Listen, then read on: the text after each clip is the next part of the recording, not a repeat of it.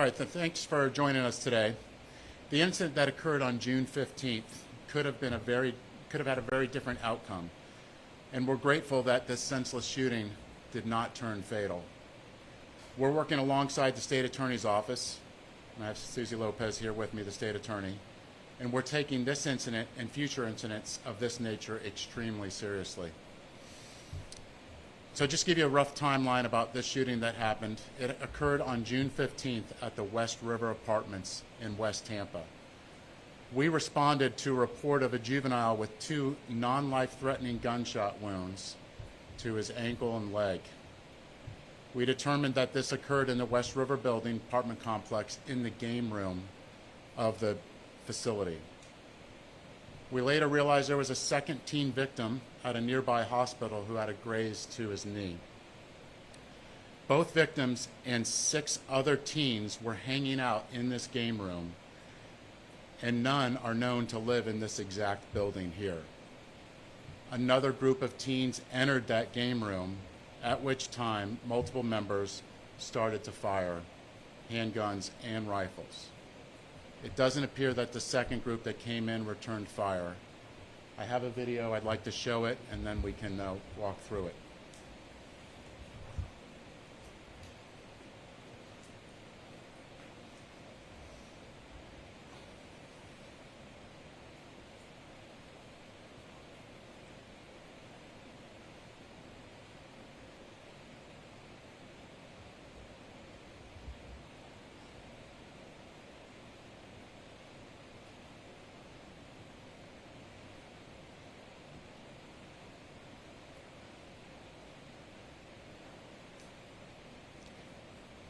You're going to see the game room in the video, and you're going to see the groups of kids, and you're going to see the gunfire actually occurring once they get it up and running.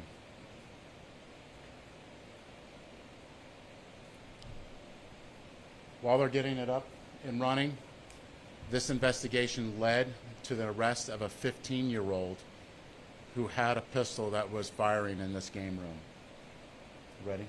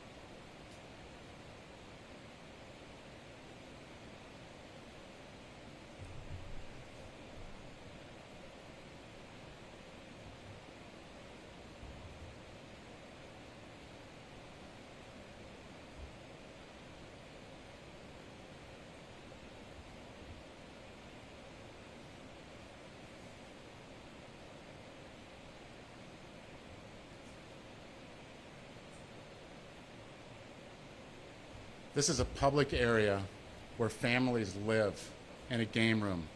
So not toys, you can see right there. 2 were injured. Fortunately, no one else was hit. There's families and children in this area. This is adults, children acting like adults recklessly. So as I said before, this investigation led to detectives identifying the 15-year-old with the pistol and making the arrest on June 17th, 48 hours after this occurred. DeAndre Smith, 15 years old, he was charged with 2 counts of aggravated battery with a deadly weapon, shooting within a building, minor in possession of a firearm, and violation of probation. So I've asked State Attorney Susie Lopez, who we have a great partnership, to come in and also speak. Thank you, Chief. I want to begin first by thanking Chief Burkhaw and his team for their dedicated work in this investigation. Unfortunately, this is not the first time in 2023 that we have seen a terrifying video like this one. It wasn't even that long ago that I stood before many of you talking about a teenager who shot at a group of other teenagers in Curtis Hickson Waterfront Park on the night of New Year's Day of this year. Families were ice skating in a nearby ice skating rink. You saw that video in the middle of March of this year, and now we're back. The fact is that more and more teenagers are getting their hands on guns and making poor decisions that are endangering not only themselves, but our community. This gun violence in the video that we just saw occurred in a game room, a place where children and adults are supposed to have fun, safely. This video shows us a teenager with an absolute disregard for human life. He fires his gun indiscriminately where children and families go to play games. And we're lucky that the two victims are alive today. Events like this can turn out much, much differently. I've consoled mothers, fathers, brothers, and sisters in the 10 and a half months that I've been state attorney. I've consoled these people who've lost their loved ones to gun violence. Just this morning, I sat with a mom in the courthouse. Her 15-year-old son, Stevie, was killed on Thanksgiving night, and 3 teenagers were charged as adults in his killing. As a community, we must stand up and say enough is enough. When teenagers make adult decisions, like you saw in this video, they will not be treated like teenagers in the eyes of the law. As Hillsborough County State Attorney, I can tell you that my office will be using the tool that we have to address gun violence, and that tool is to prosecute the offenders. We will hold anyone, regardless of age, accountable for committing senseless acts of violence like you saw in this video. My office has a newly revamped, dedicated gun violence unit that targets prolific, repeat offenders. Every week, my team and I meet with law enforcement, the Hillsborough County Sheriff's Office, as well as the Tampa Police Department, to share information about our prolific offenders in an attempt to proactively address their behavior. I can't talk about specifics regarding this case, but I can tell you that age does not matter. If you have a gun and make a reckless decision to shoot at another person, you will not get a free pass in Hillsborough County based on your age. As we do in all cases like this, when moving forward, we will begin by talking to witnesses and reviewing the evidence. We will review the police report and make a final filing decision based on the unique facts of this case. We have an incredible law enforcement community here in Hillsborough County. They're dedicated to keeping our neighborhoods safe, and we thank all of our law enforcement partners for doing what they do. In Hillsborough County, we also have other partners. We have community partners from schools to religious organizations and mentorship programs who take active roles in providing positive outlets for teens, especially during these summer months when teens are not in school. We must all work together hand in hand to educate these teens about making smart, healthy choices so they don't end up in a courtroom or behind bars. Kids with guns making reckless decisions are a plague on our community, and they will be held accountable. Kids need mentors, education, summer jobs, a safe place to call home, and family support. Kids do not need guns. Thank you. What the state attorney said is exactly what the police department feels as well, is any juvenile with a gun using it and shooting it is not getting a free pass. In less than 48 hours after this occurred, this juvenile was charged with serious crimes, potentially facing being charged as an adult. As the state attorney said, there's a plethora of programs out there. We've increased our PAL, our Police Athletic League. We have a stay-and-play summer program. The programs are out there, so what can you do? Secure your weapons. Where are we seeing weapons being taken? Out of cars still.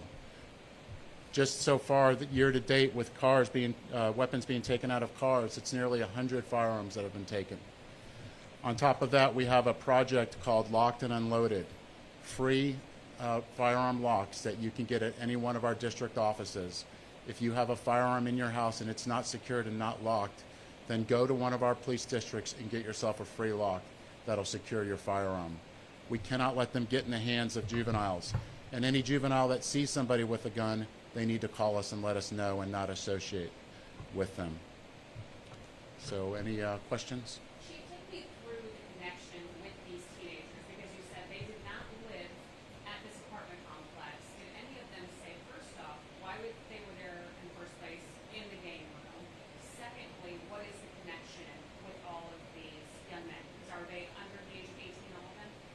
There's going through some of those don't have ID'd, so that's also where we can use help. If anybody recognizes anybody in there or knows details, to provide us that. You can do it anonymously through Crime Stoppers or give us a call directly. That's what we're trying to do, is put all the pieces together. We do know that some kids lived in neighboring buildings under the same development, and some lived outside that area. What's the connection, do you know? Right now, Was it a rival? we're working through that right now to figure out all those pieces. They knew when the people were walking in that they were coming, or did they literally just whoever was going to open the door, they were going to get fired? Again, we're working through that, but when you see it in the video, it looks like they knew. You're expecting more charges and more arrests? Yes, we are. Do we know if this 15-year-old will be charged as an adult? Can you say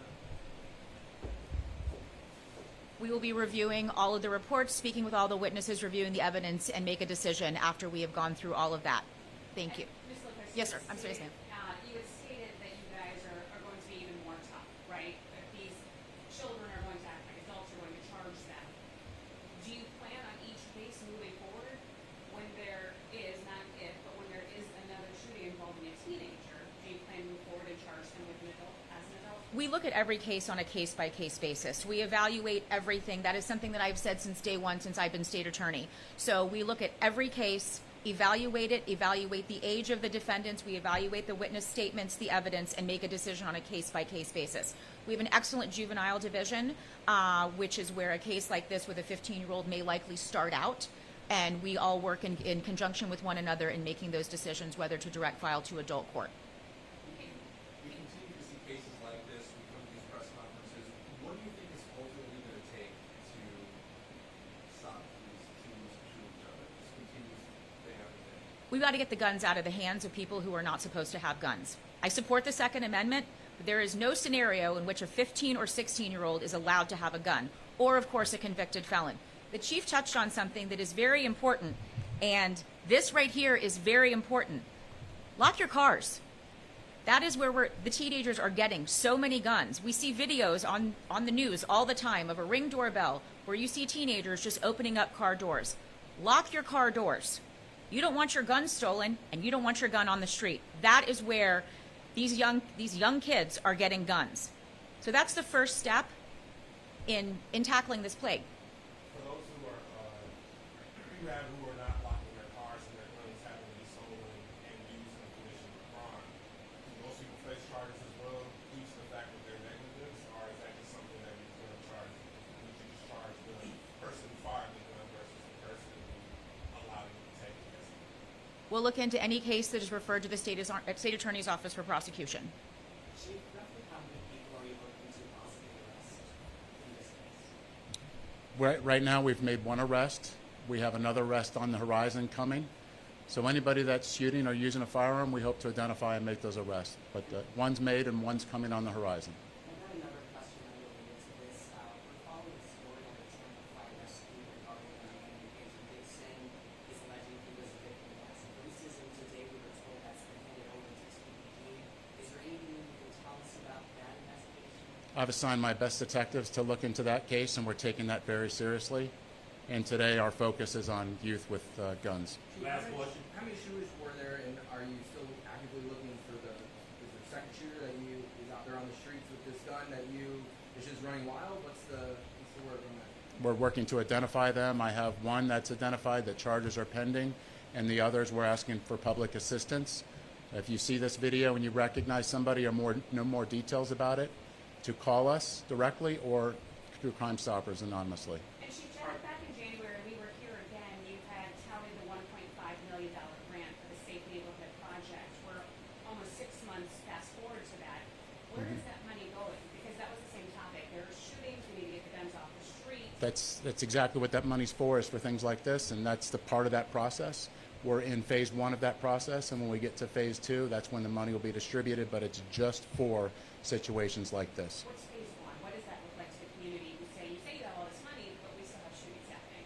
Right. You have to go ahead and build into that and go forward and have somebody working on it and create the strategy. So phase 1 is building out the plan, and then phase 2 is the Can execution. you say what that plan looks like to break it down for us? I'll have my PIOs get with you on more specific details. Thank you, everyone. Thank you. Thanks.